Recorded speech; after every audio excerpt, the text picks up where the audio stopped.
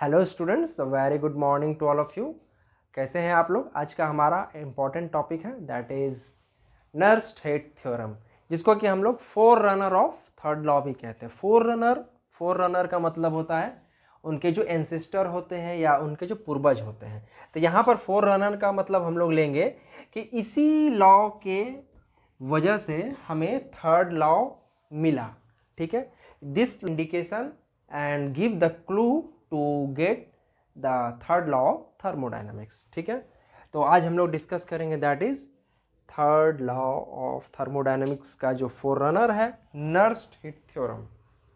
Okay, तो चलिए हम लोग शुरू करते हैं। तो इसकी शुरुआत जो है एक इक्वेशन से होती है that is Gibbs Helmholtz equation. From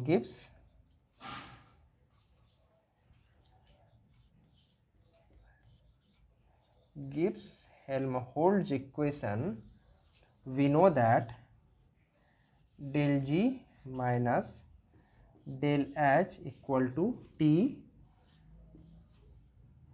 del delta G by delta T। Okay, तो ये हमारा इक्वेशन होता है एट कांस्टेंट प्रेशर। तो ये इक्वेशन जो है गिब्स हेल्महोल्ट्ज इक्वेशन है। तो यहाँ पर क्या हुआ कि ये जो इक्वेशन आया मीन्स ये जो थ्योरम है नर्स्ट-हिट थ्योरम, ये तो इस थ्योरम की मदद से हमें थर्ड लॉ ऑफ थर्मोडायनामिक्स मिला। ठीक है, थर्ड लॉ मिला।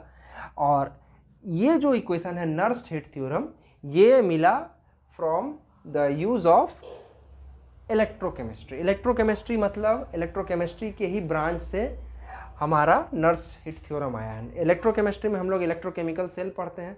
इलेक्ट्रोकेमिकल सेल में हम लोग ईएमएफ मेजर करते हैं, इलेक्ट्रोमोटिव फोर्स, और वहाँ से हम लोग को यहाँ पहुँचे। तो ये जो है इसकी शुरुआत होती है, एक साइंटिस्ट है रिचर्ड। ठीक है, तो रिचर्ड के एक दिए गए कंक्लूजन के हिसाब से नर्स्ट ने एक थ्योरम दिया था।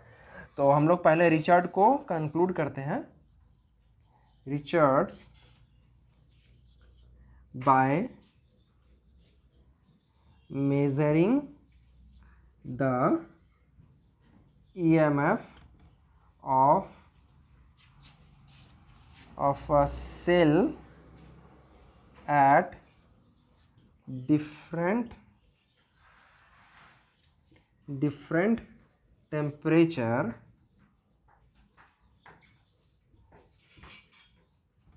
he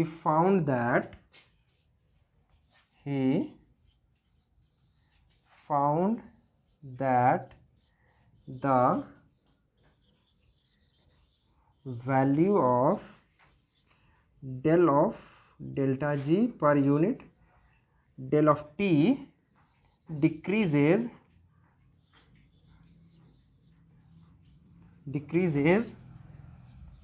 with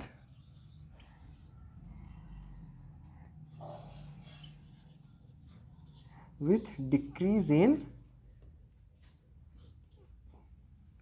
temperature. ओके, तो रिचर्ड ने एक स्टेटमेंट दिया था और वो जो है ईएमएफ जो है सेल का कई टाइम्स मेजर किए थे एट डिफरेंट टेम्परेचर पर, और उनके जो मेजरमेंट का जो फाइनल कंक्लूजन आया था कि ईएमएफ ऑफ अ सेल का जो ईएमएफ वैल्यू है एट अ डिफरेंट टेम्परेचर पर जब वो फाइंड किए तो फाइनली ये फाइंड किए कि the value of delta G by del T decreases, means this value decreases with decrease in temperature. जैसे जैसे टेम्परेचर डिक्रीज करेगा delta G by delta T decrease करता जाता है। ठीक है, तो इसी स्टेटमेंट को यूज करते हुए नर्स्ट ने एक थ्योरम दिया जिसको कि हम लोग नर्स्ट-हिट थ्योरम कहते हैं। ठीक है, तो यहां पर हम लोग लिखेंगे by using this statement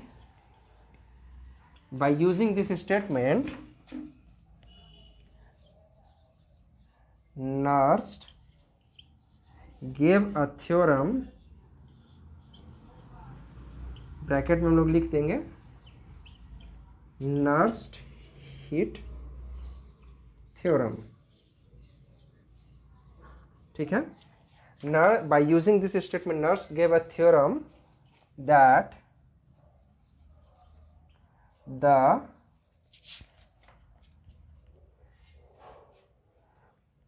value of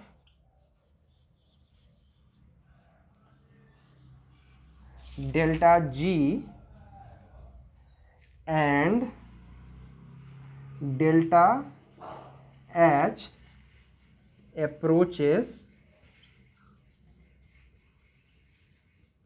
approaches to 0 at absolute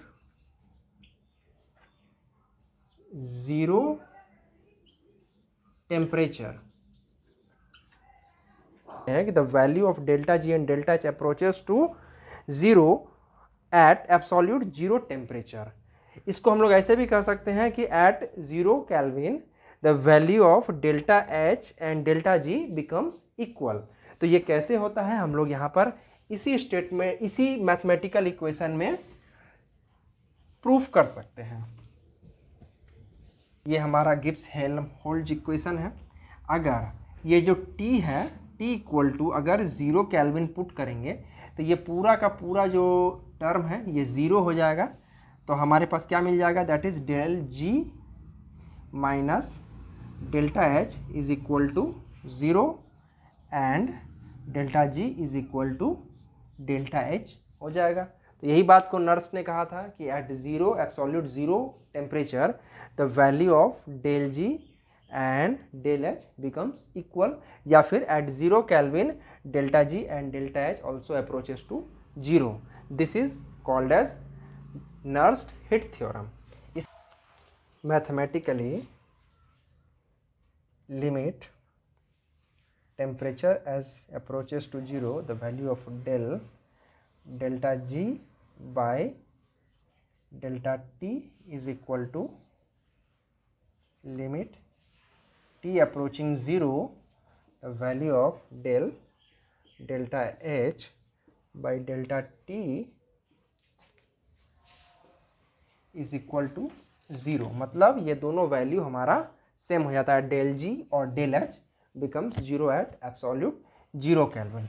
and since हम लोग जानते हैं the value of delta G by delta T at constant pressure is equal to होता है हमारा negative of change in entropy and del of delta H by delta T at constant pressure, ये जो value होता है हमारा delta C P that is heat capacity at constant pressure, change in heat capacity at constant pressure. तो ये वाले value के बदले में हम लोग डेल्टा एस पुट करेंगे, नेगेटिव ऑफ डेल्टा एस, और ये वाले वैल्यू के बदले में हम लोग डेल्टा सी पी पुट कर सकते हैं। तो ये हो जाएगा हमारा limit of T approaching 0 delta S. हालांकि ये जो नेगेटिव साइन है वो 0 के साथ मर्ज करके 0 हो जाएगा, and limiting of T approaching 0 delta C P is equal to 0 हो जाएगा, और ये दोनों जो है इक्वल हो जाएगा at a temperature of absolute 0 kelvin.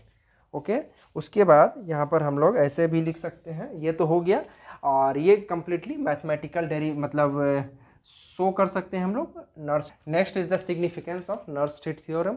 ये जो है हमारा नर्स्ट हिट थ्योरम ये अच्छा गुड रिजल्ट देता है in case of pure solid. This law holds good for the pure solid.